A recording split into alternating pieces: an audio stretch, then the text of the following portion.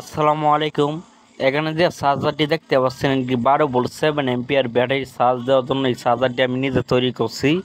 তো এই চার্জারটি তৈরি করলে কত টাকা খরচ হয় এ টু জেড। তো একটি ক্যাবিনেট নিয়েছি, ক্যাবিনেটটি মূল্য আপনার 50 থেকে 60 টাকা নেবে। আর ক্যাবিনেটে আপনার বিভিন্ন ফাঁস বসাতে হবে আমাদের। তো এখানে আমরা এখন ক্যাবিনেটে দুইটি সুইচ লাগাবো।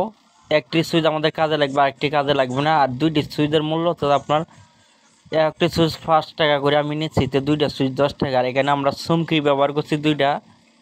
তো এই চুমকি আমরা 3 টাকা অথবা 2 টাকা করে পাবেন। আর 3টি এলইডি ব্যবহার করছি। 3টি এলইডির মধ্যে একটি এলইডি আমাদের কাজে লাগবে, একটি পাওয়ার এলইডি শুধু। আর এলইডি একটি 2 থেকে 1.5 টাকা এরকম পড়বে। একটি নতুন এসি কেট একটা 30 থেকে 40 টাকা। আর আমার কাছে পুরাতন একটা এসি কেট আসলে এই এসি কেটটি ব্যবহার করব। আর একটি ট্রান্সফর্মার আমরা নিজে তৈরি করে নিচ্ছি। এই ট্রান্সফর্মারটি কীভাবে তৈরি করছি এই ভিডিওটি দেখে আসতে পারেন। তো ক্যাবিনেটে আমরা ট্রান্সফর্মারটি সংযোগ করে নিচ্ছি স্ক্রুপের মাধ্যমে। মার্কেটে যেগুলো 12 ভোল্ট 3000 ট্রান্সফর্মার আছে, এই ট্রান্সফর্মারগুলো নিজে কিনে ব্যবহার করতে পারেন। এই ট্রান্সফর্মারগুলো মার্কেটে বিক্রি করে দেয় আপনার 300 টাকার ভিতরে। তো আমি ট্রান্সফর্মার থেকে সুইচের অপশন একটি লাগাই দিচ্ছি অফ পজিশন। আর আমরা এসি মেইন এসির সকেট থেকে লাইন যেটা আসছে সুইচের মিডিল অপশনে লাগাইছি। আর নিউট্রালটা আমরা ট্রান্সফর্মার সাথে শর্ট করে দিতেছি।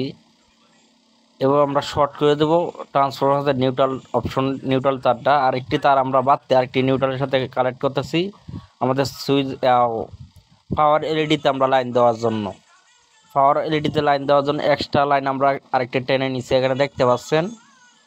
এখানে আমরা এলইডিতে নিউট্রাল একটি ব্যবহার করতে হবে। নিউট্রাল একটি এলইডিতে আমরা লাগাই দিয়েছি, লাগানোর পরে আমরা 2 নম্বর ইনসুলেশন টিউবের মাধ্যমে আটকা দিয়েছি। আর এখানে আমরা এসি লাইট ব্যবহার করতে, এসিতে যদি ভোল্টেজ ব্যবহার করি তাহলে আমাদের 1K রেজিস্ট্যান্স ব্যবহার করতে হয় ডিসি ভোল্টেজ। আর এসি ভোল্টেজে ব্যবহার করতে হয় আপনার 100K রেজিস্ট্যান্স।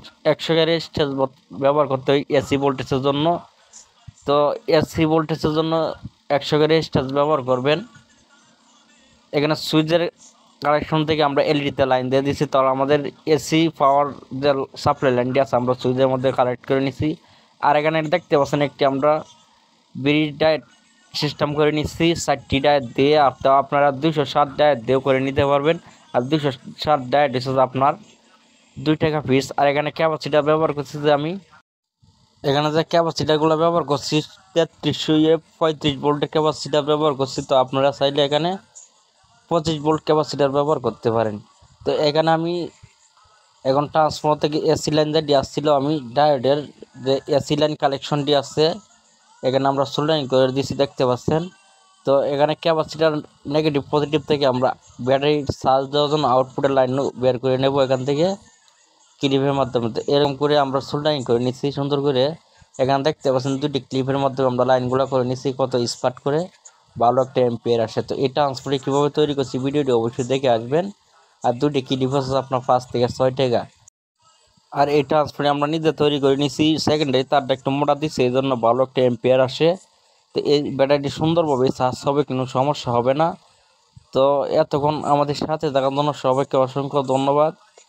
যারা ইউটিউব চ্যানেলটি সাবস্ক্রাইব করছেন তাদেরকে অসংখ্য ধন্যবাদ। যারা সাবস্ক্রাইব করেন না জলদি আমার ইউটিউব চ্যানেলটি সাবস্ক্রাইব করে রাখবেন পরবর্তী ভিডিও পাওয়ার জন্য।